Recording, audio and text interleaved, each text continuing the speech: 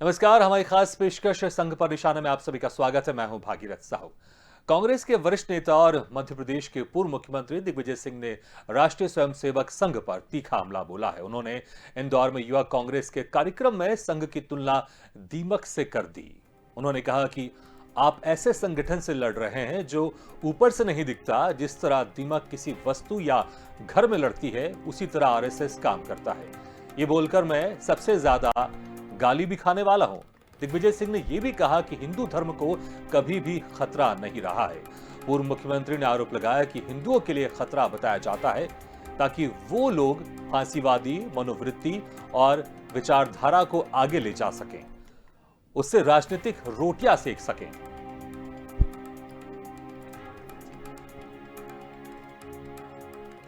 तो यह बयान दिया है दिग्विजय सिंह ने। कहा है कि आरएसएस एक दीमक की तरह है, वो गुपचुप तरीके से काम करती है। और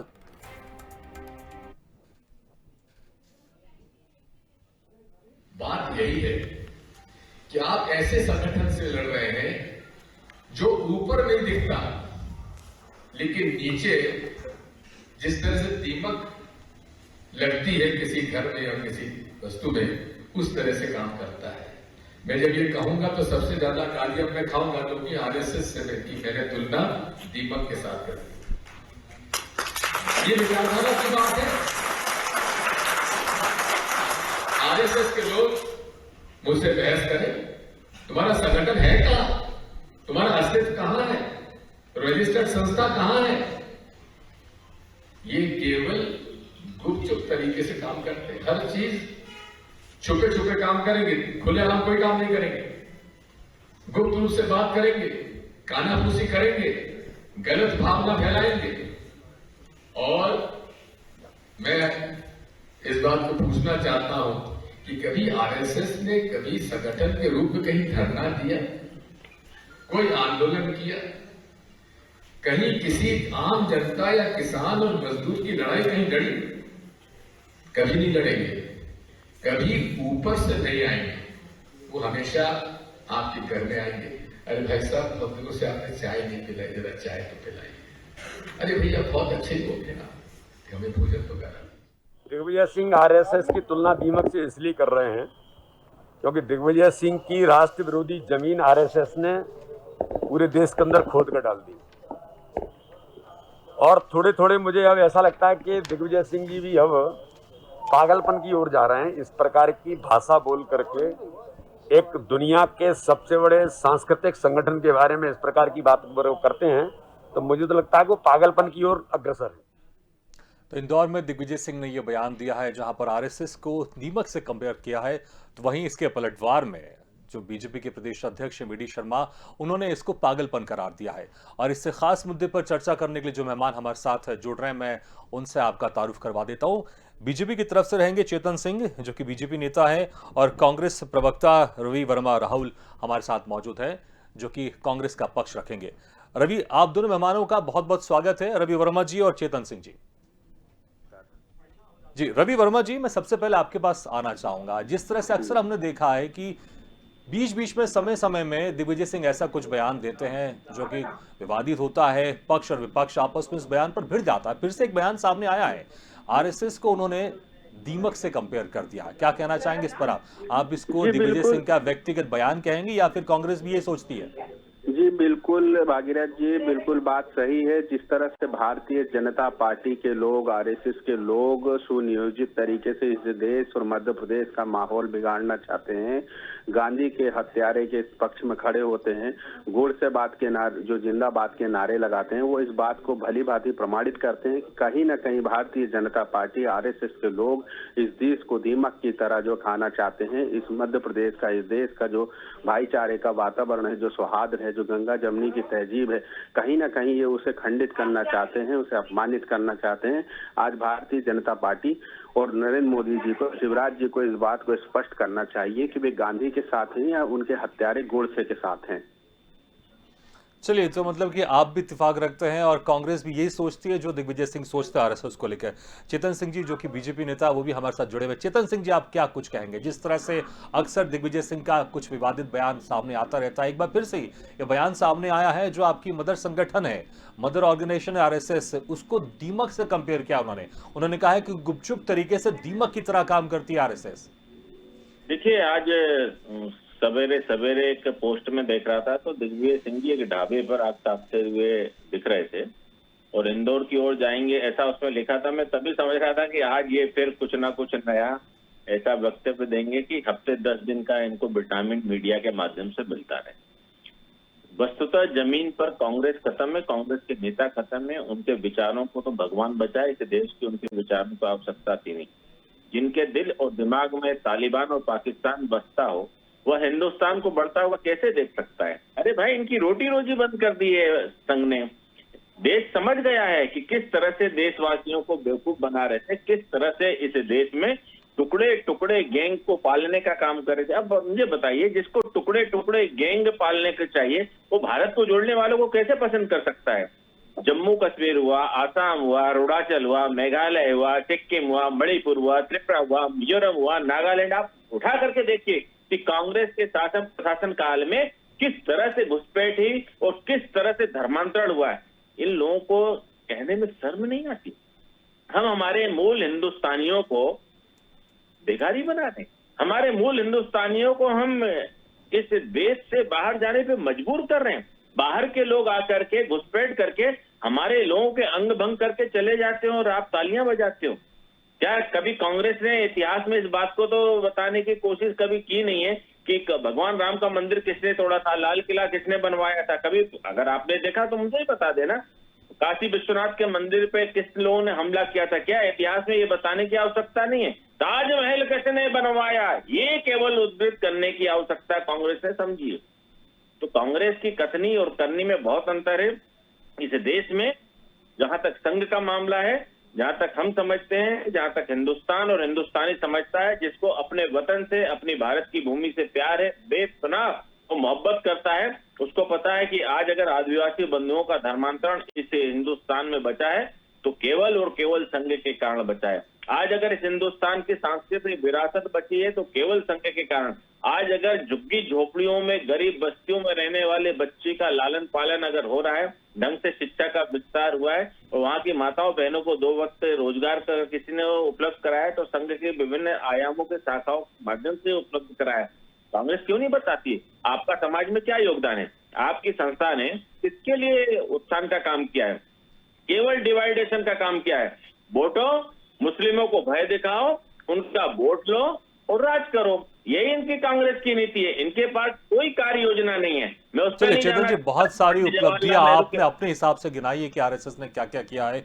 रवि वर्मा जी, देखिए, एक तरफ आप के जो नेता है और कांग्रेस भी ये कहती है कि दीमक की तरह काम कर रही है आरएसएस, और कई तरह के आरोप लगाते हैं आप, लेकिन बीजेपी नेता ने कितने सारे काम गिनाए। अब आप इससे कितना इत्तेफाक रखते हैं, जनता कितना इत्तेफाक रखती है, ये एक अलग मुद्दा है।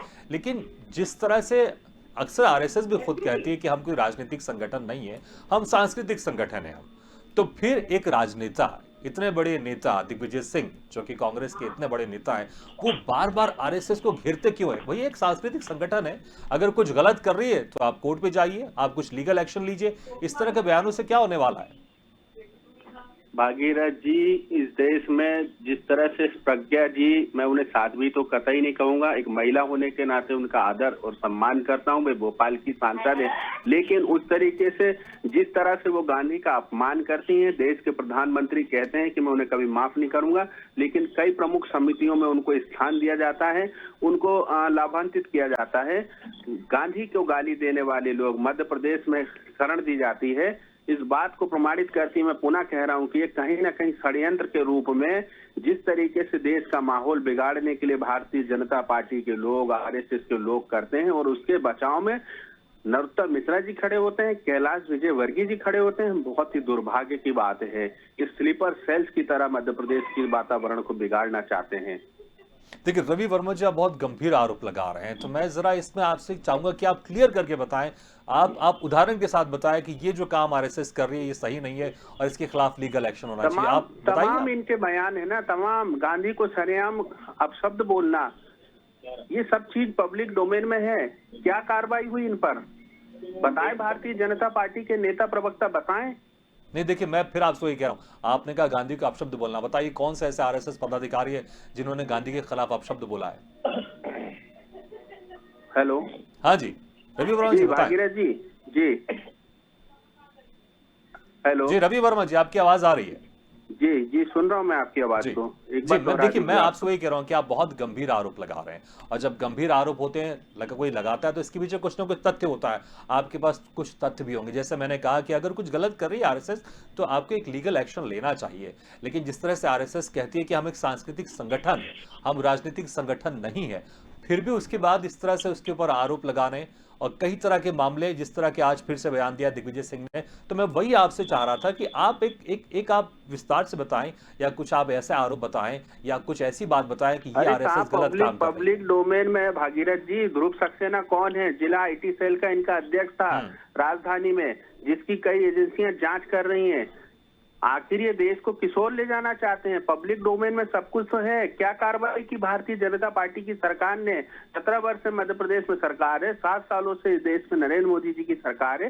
क्या कर पाए? राष्ट्रवाद के तमाम दावे करते हैं ये लोग, हर किसी को सर्टिफिकेट बांटते हैं ये लोग। चलिए, मतलब कि बिल्कुल आप इत्तेफाक नहीं कर रहे हैं। हालांकि मैं आगे जब आपके पास आऊंगा तो मैं कुछ और तथ्य आपके सामने मैं आपसे बात करने की कोशिश करूंगा कि किस तरह से जवाहरलाल नेहरू ने उनको 26 जनवरी जो 26 जनवरी की जो परेड होती है उसमें शामिल किया था। लेकिन चेतन सिंह जी के पास मैं जाना चाहूंगा। चेतन सिंह जी, देखिए, आप कितने भी आप दावे करें, आप कितनी भी बात करें कि आरएसएस ने ये किया है, वो किया है, लेकिन जो प्रमुख विपक्षी पार्टी है कांग्रेस, वो हमेशा से ही आरएसएस को घेरती आई है।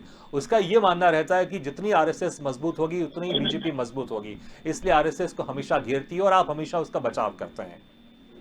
देखिए, भारतीय जनता पार्टी आरएसएस की एक शाखा है। मात्र संगठन हमारा राष्ट्रीय स्वयंसेवक संघ है, और मैं इस बात पर गर्व है, फख्र है, हमको किसी से सर्टिफिकेट नहीं। अभी आपने एक प्रश्न पूछा ना कि महात्मा गांधी को किस संघ के किस पदाधिकारी ने कभी भी अपमानित किया, ये जवाब नहीं दे पाए। मैं आपके माध्यम से कांग्रेस से पूछना चाहता हूं, क्या नाथूराम गोडसे का मंदिर बनाने वाले को क्या कमलनाथ जी ने कांग्रेस की सदस्यता नहीं दिलवाई? और इस कांग्रेस में जिन नेताओं ने उनकी सदस्यता का विरोध किया, क्या उनको पाप का भागीदार कांग्रेस की कमलनाथ जी की अध्यक्षता वाली कमेटी ने नहीं बनाया क्या? ये करते खुद हैं, आरोप हम पर मढ़ते हैं। हम कहते ना, हम राष्ट्रवाद के साथ खड़े थे और रहेंगे, कोई इसमें दिक्कत नहीं है। हम पाकिस्तान का समर्थन करने के लिए थोड़ी ना पैदा हुए हैं। हम अपने देश की सेना के शौर्य के सम्मान को प्रणाम करने के लिए, उनको अपमानित करने के लिए पैदा नहीं हुए हैं। हम जम्मू कश्मीर के उन आतंकवादियों का खात्मा करने के लिए, हम उनको माफ करने के लिए पैदा नहीं हुए। वर्टिकल गैंग ऐसी नहीं होती कि सेना पर आप गोली चलाओ, बारूद चलाओ, तोप चलाओ, तमंचे चलाओ, लेकिन इसका मतलब ये नहीं है कि उनको हम माफ कर दें और ये कहते हैं कि नहीं भाई गलती हो गई। अगर आप लोग ऐसा समझते हैं कि देश की सेना को गोली मारने वाले, हमारे जम्मू कश्मीर के भाइयों को गोली चलाने वाले, उनको अपमानित करने वाले लोगों को अगर माफ किया जा सकता तो माफ करना, ये उनकी सोच हो सकती है। जो भारतीय जनता पार्टी और संघ की सोच नहीं है। गिव एंड टेक का जमाना है। अगर देश के साथ मानव की तरह रहोगे तो मानवता का व्यवहार करेंगे, और राक्षस की तरह रहोगे तो दानव का व्यवहार करेंगे। अब बहुत हो चुका इस देश को, इस देश में तथा कथित उन लोगों ने जो सांप्रदायिक एकता की बात करते हैं, दरअसल इनका एजेंडा, हिडन एजेंडा, इस पर्दे के पीछे इस देश को कमजोर करना, इस देश को टुकड़े टुकड़े में बांट करके अपनी सरकार बनाते रहना, और वक्त आने पर एक टुकड़ा और विभाजन कर देना। और वैसे भी कांग्रेस की सरकार में पंडित जवाहरलाल नेहरू जब देश के प्रधानमंत्री थे तो 43,000 वर्ग किलोमीटर एरिया चाइना, अक्साई, चीन लेकर के बैठा ही है ना। तो नहीं कांग्रेस और कांग्रेस किसी नेता को तकलीफ हुई, दर्द हुई।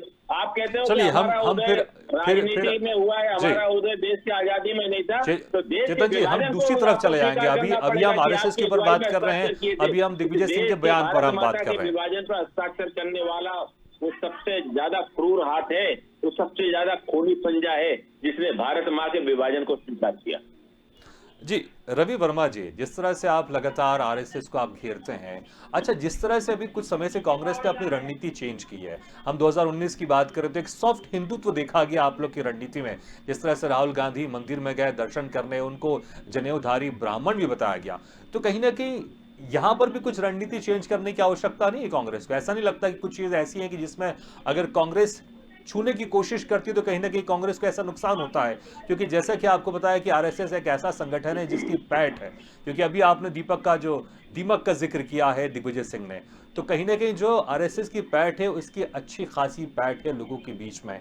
तो अगर कहीं ना कहीं आरएसएस के ऊपर आप लोग आरोप लगाएंगे कांग्रेस, तो इसका कभी कभी उल्टा असर भी आपको देखने को मिलता है। और जहां तक मैं समझता हूं कहीं ना कहीं आप भी इसको कुछ एक तरह से मानते होंगे कि कहीं ना कहीं कुछ ऐसे चीज होती है जिसको टच नहीं करना चाहिए। तो आपको नहीं लगता कि कांग्रेस को अपनी रणनीति चेंज करते हुए आरएसएस पर जिस तरह से खुलेआम दिग्विजय सिंह या बाकी नेता कुछ आरोप लगाते हैं इसको बदलने की आवश्यकता है, या आपको लगता नहीं कि हम अगर आरएसएस की बात करेंगे तो हमें कोई समस्या नहीं है? भागीरथ जी, कांग्रेस ही एकमात्र इस देश में ऐसा दल है, ऐसी पार्टी है जो सर्वधर्म समभाव के साथ चलने वाली है।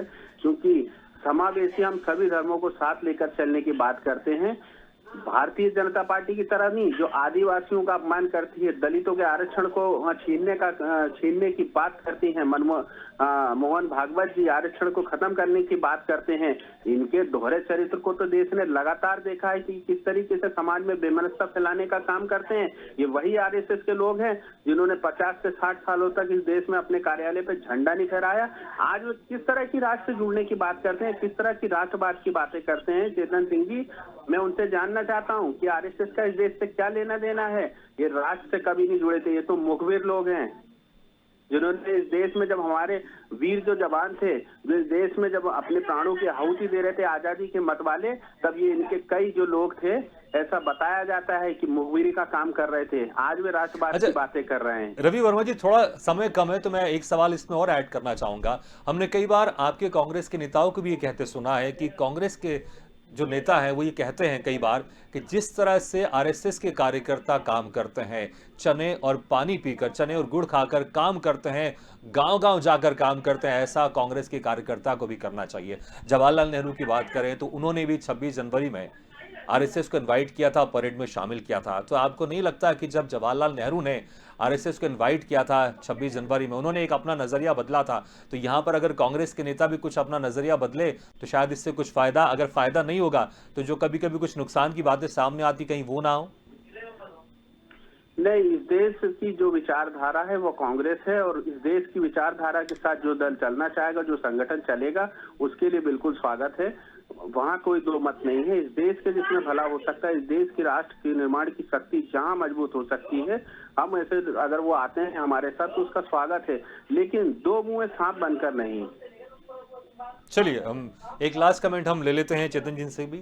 चेतन जी, क्या कहेंगे आप आखिरी में? आप, क्योंकि कांग्रेस तो हमेशा आरएसएस को घेरती रहती है और आप हमेशा आरएसएस के बचाव हैं और आप बिल्कुल खुलकर, आप प्राउड फील के साथ कहते हैं कि आप हाँ आरएसएस के आप कार्यकर्ता हैं। तो आखिरी इस कमेंट में, जिस तरह से दिग्विजय सिंह ने कमेंट किया है और इसके पलटवार में आप जो प्रदेश अध्यक्ष वीडी शर्मा ने इसे पागलपन करार भी दिया है।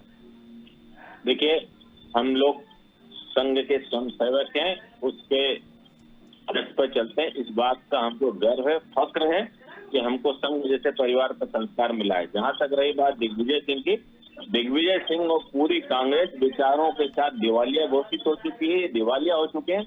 मेरे मित्र कह रहे हैं देश कांग्रेस के विचारों से चलता है, अगर देश कांग्रेस के विचारों से चलता तो आज इन परिस्थितियों में कांग्रेस इस देश से बाहर थोड़ी ना होती।